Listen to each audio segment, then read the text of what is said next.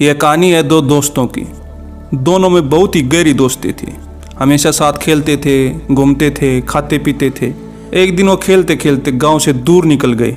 अब उनमें से एक को प्यास लगी। दोनों थक भी गए थे तो उन्होंने पास में एक कुएं को देखा। उन्हें आसपास कोई दिखाई नहीं दिया तो वह खुद ही पानी निकालने के लिए कुएं के पास चले गए।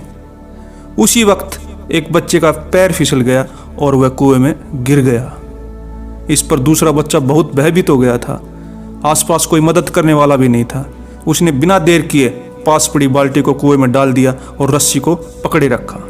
कुएं में गिरा बच्चा डर के मारे बहुत छटपटा रहा था। उसने बाल्टी को जोर से पकड़ लिया। उसका दोस्त जैसे तैसे करके उसे बाहर निकालने की कोशिश करने लगा और अपनी पूरी ताकत से रस्सी खींचने लगा।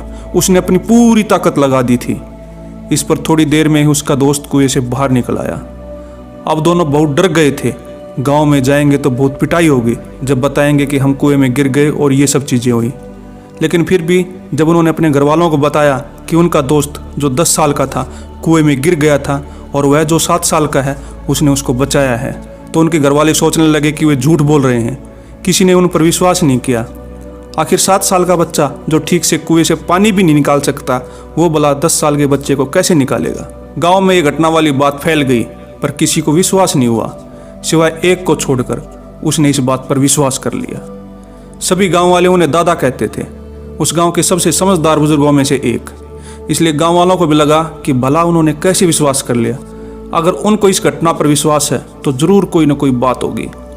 फिर कुछ गांव वाले इकट्ठा होकर उनके पास जाते हैं और उनसे पूछने लगते हैं कि देखिए, हमें तो कुछ समझ में आ नहीं रहा है, अब आप ही बता दीजिए भला ऐसे कैसे हो सकता है। इस पर उनको हंसी आ गई और बोले कि श्रीमान, इसमें मैं क्या बताऊं, वो लड़का बता तो रहा है कि उसने यह कैसे किया। सभी गांव वाले उनकी मुंह की तरफ ताक रहे थे।